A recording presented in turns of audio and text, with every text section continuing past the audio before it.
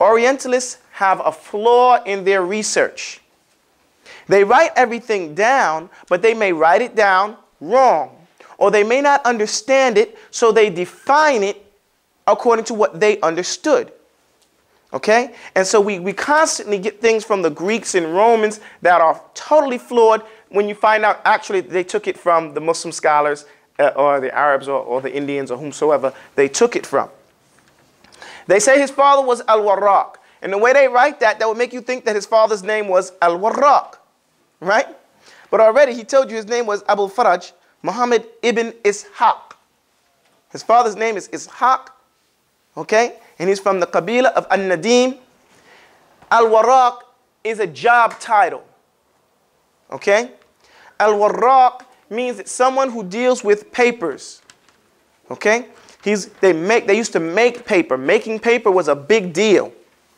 So those people who made papers, cut papers, they were called Al-Warraq.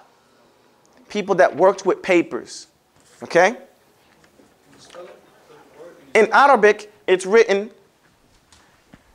May I borrow the pen, please? This one right here. Wow. Okay. Can you see this? Is it big enough? Yes. Why are you spelling it disjointed like that? What? No. Each one of these letters. Why are you spelling it disjointed like that? All these letters stand alone. None of these letters collect. So warraq. That's just the way the word happened to be. Okay? So, waw doesn't connect, ra doesn't connect, alif doesn't connect, and qaf, even though it does connect, it doesn't connect to alif. So this is what he was a person who he was. Like his father, An-Nadim, he was a calligrapher who copied manuscripts to sell. Before they had printing presses, people would write out the books. Okay, they would write out the books and pass them on. This is how he made his living. An-Nadim studied under several people, scholars like As-Sarafi, Al-Murazzim, as well as a Christian philosopher named Ibn al-Khamar. He also studied and admired philosophers of the past, such as Aristotle. He admired sciences of the Greeks and Hindus that were prior to Islam. An-Nadim also wrote a book called Al-Fihrist. This is his most famous book, which means the index or the catalog. Okay? The book contains the history of the Arabic languages as well as other known languages. It also contains original classical Arabic works. The purpose, this is why it's very important to study the Al-Fihrist, or at least to read it. The purpose was to separate original classics from translated Greek works. That was the purpose of Al-Fihrist, was to put in this index the names of the books that were classical Arabic works before the translation of Greek works came into fluency in Arabic. You know, because those books had different objectives, different language. And he wanted to clarify, this is what we were on before this Greek philosophy came to us. These were our stories of old. These were our mythological stories before we started to ad lib to the Greek stories and put the little Greek stuff into it. For example, everybody knows the story Aliful Layl wal Layl, 1001 Arabian Nights. But did you know, remember like he said he liked Hindus and everything like that? The story of 1001 Arabian Nights is actually an Indian story. It's not an Arab story at all.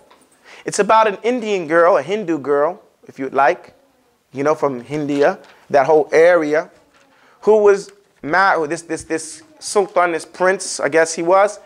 Every time he would marry a woman, after he enjoyed her, if he got bored with her, he would kill her. And he'd go get another wife. This woman was slick. She knew this was his thing.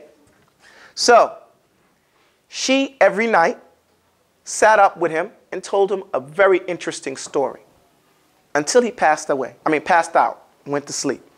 Okay? And he never killed her. This lasted 1001 nights.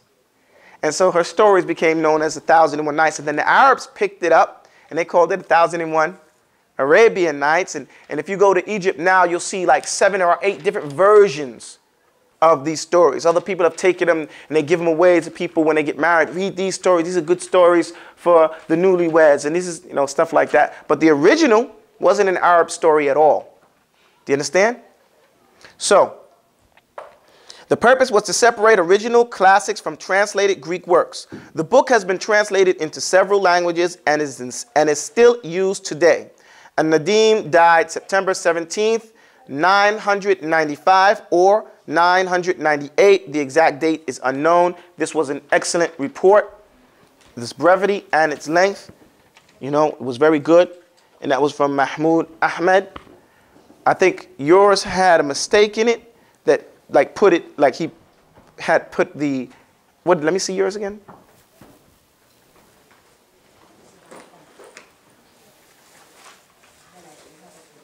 Okay, this type of mistake is not acceptable. He said, because he put in here, he made a catalog of all books written in Arabic, whether by Arabs or non-Arabs. That is not true. So whoever wrote that, whoever you guys got that from, that person doesn't know what he's talking about. Because the purpose of the Fihrist was to separate the non-Arabic works from the earth. What he does list, he lists the languages, the alphabets of the different peoples. All of the known peoples of the world at that time. And the names of those people and where they are geographically from him. So that is an important point because it does away with the intent of the book.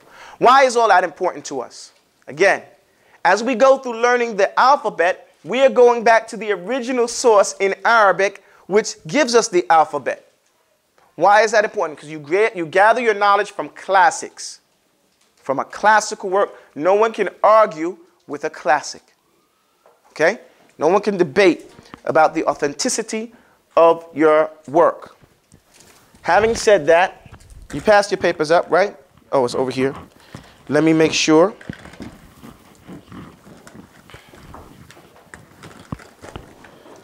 Now, having handed out those other papers, I want to do something here. The alphabet, each letter, as we go through it, I'm going to show you how it's written. And I want you to memorize this as you go and practice the way I give it to you.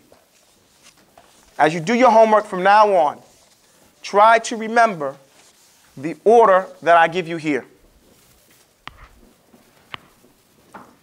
Alif. Alif comes straight down. One stroke. If we go across a line, okay, we'll do like this. This represents one complete line. Okay? So, Alif is a one-stroke letter, comes straight down. Ba. Ba is a curved. It's two strokes. Comes over here. You guys write this. Sorry. 1, 2. Okay?